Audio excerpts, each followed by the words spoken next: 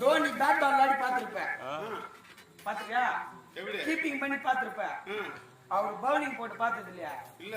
ஒருவேளை டோனி பவுலிங் போட்டா எப்படி இருக்கும் தெரியுமா? எப்படி?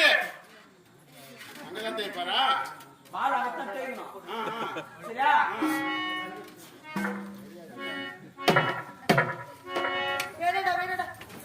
கோடு அது இதான்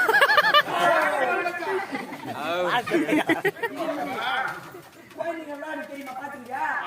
சிப்பிங்க சிப்பிங்க போறா சிப்பிங்க